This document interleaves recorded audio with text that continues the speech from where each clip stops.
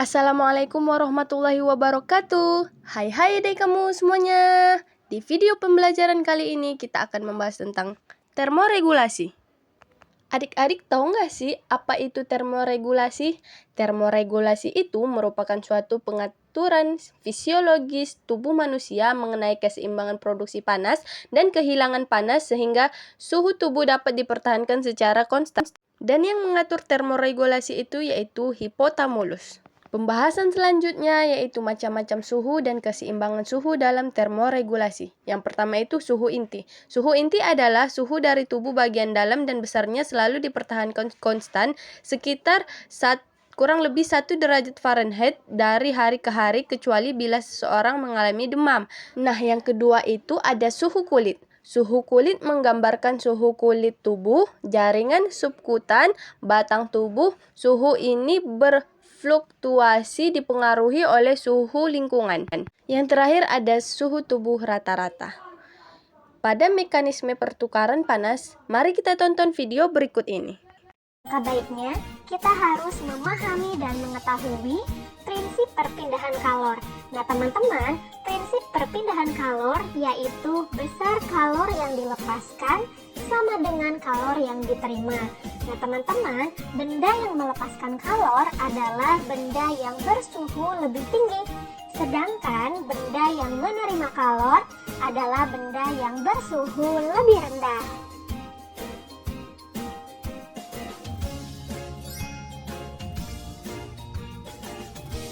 Nah teman-teman, tahu nggak sih bahwa benda-benda di sekitar kita ada yang bisa menghantarkan panas dan juga ada yang tidak bisa menghantarkan panas. Nah teman-teman, berikut adalah jenis benda berdasarkan kemampuan menghantarkan kalor atau panasnya. Terbagi menjadi dua, yaitu ada konduktor dan isolator. Nah teman-teman, konduktor adalah benda yang dapat menghantarkan kalor atau panas dengan baik. Contohnya besi dan aluminium. Sedangkan isolator merupakan benda yang tidak dapat menghantarkan kalor dengan baik. Contohnya kain dan kayu.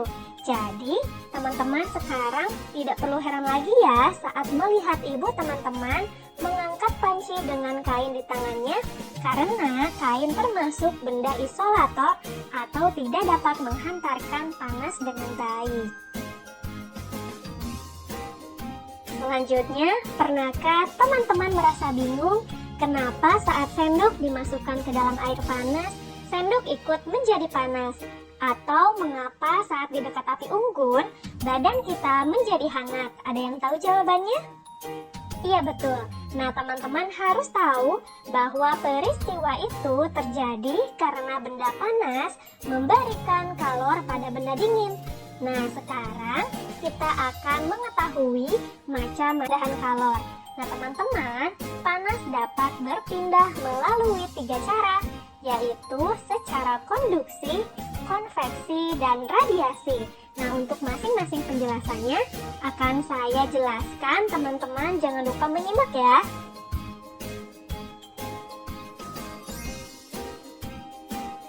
Oke teman-teman, macam-macam perpindahan kalor atau panas yang pertama yaitu secara konduksi atau hantaran.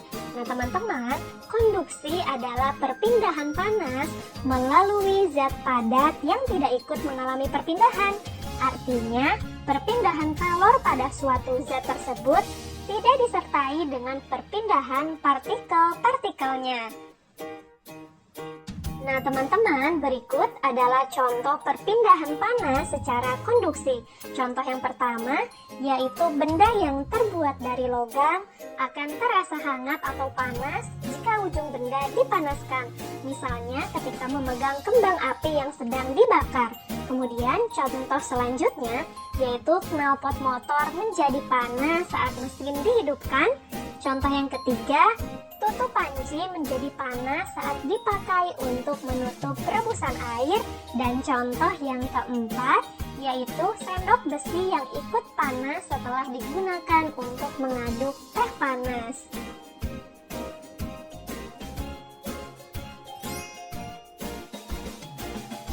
Oke teman-teman, selanjutnya perpindahan kalor atau panas yang kedua yaitu secara konveksi atau aliran. Nah teman-teman, konveksi adalah perpindahan panas melalui aliran yang zat perantaranya ikut berpindah. Jika partikel berpindah dan mengakibatkan kalor merambat, maka terjadilah konveksi. Nah teman-teman, konveksi ini terjadi pada zat cair dan gas seperti udara atau angin. Nah teman-teman, berikut adalah contoh perpindahan panas secara konveksi. Contoh yang pertama yaitu gerakan naik dan turun air ketika dipanaskan. Kemudian contoh yang kedua, gerakan naik dan turun kacang hijau atau kedelai dan lainnya ketika dipanaskan atau direbus ya teman-teman. Kemudian contoh yang ketiga, terjadinya angin darat dan angin laut. Contoh yang keempat, gerakan balon udara, dan contoh yang kelima, asap cerobong pabrik yang membumbung tinggi.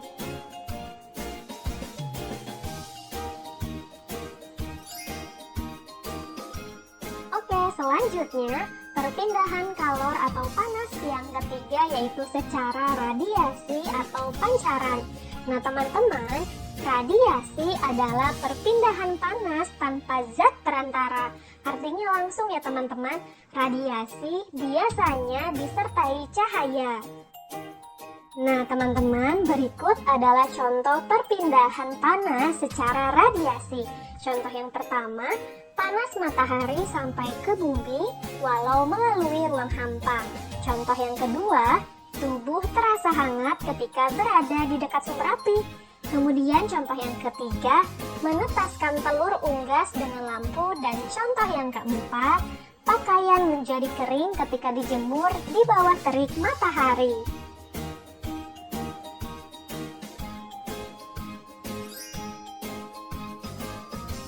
Nah teman-teman, tadi teman-teman telah mengetahui contoh benda yang dapat menghantarkan panas serta benda yang tidak dapat menghantarkan panas. Selain itu juga teman-teman mengetahui macam-macam perpindahan kalor atau panas secara konduksi, konveksi, dan radiasi beserta contohnya masing-masing. Jadi dari pembelajaran kita kali ini dapat kita simpulkan bahwa perpindahan panas terjadi karena adanya perbedaan suhu antara beberapa bagian yang terhubung. Panas berpindah dari benda yang bersuhu dingin ke benda yang bersuhu lebih rendah. Nah teman-teman, panas dapat berpindah melalui 3 cara, yaitu secara konduksi, konveksi, dan radiasi. Selanjutnya ada mekanisme penghilangan panas.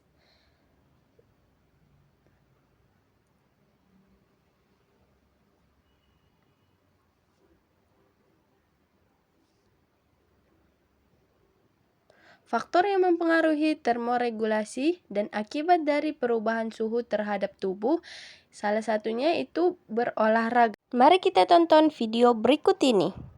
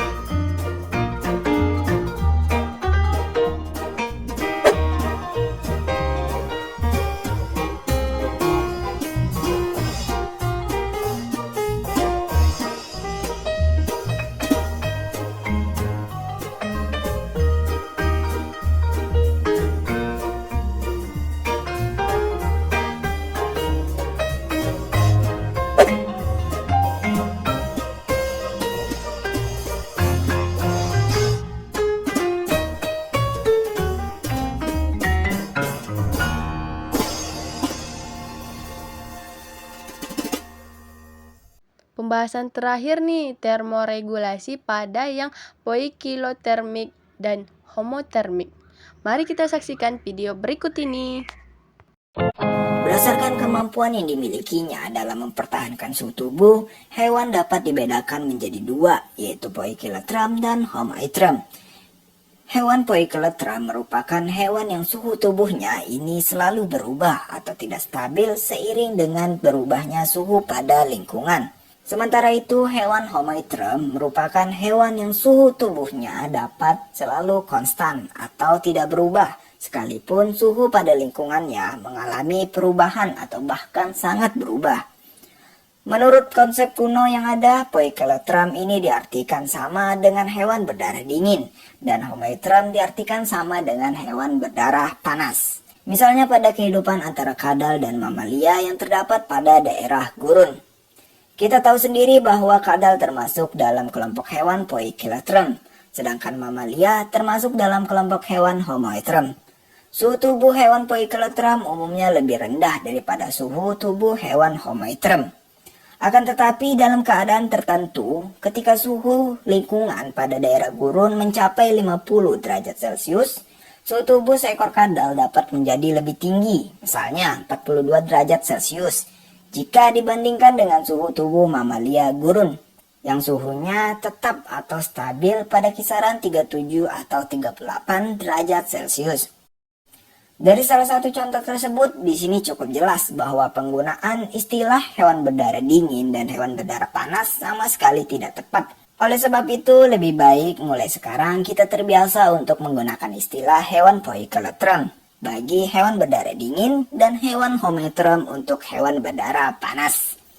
Intinya selama ini kita tidak salah, saya pun tidak menyalahkan keadaan yang ada sebab selama ini saya juga masih menggunakan istilah hewan berdarah dingin dan hewan berdarah panas. Namun jika disuruh untuk menggunakan istilah yang tepat, maka mulai sekarang saya belajar untuk menggunakan istilah hewan Poikilotherium dan Homoeotrum karena memang kedua istilah tersebutlah yang ilmiah untuk digunakan. Nah, adik-adik semuanya, apakah sudah paham? Itulah sedikit tentang penjelasan dari termoregulasi. Assalamualaikum warahmatullahi wabarakatuh.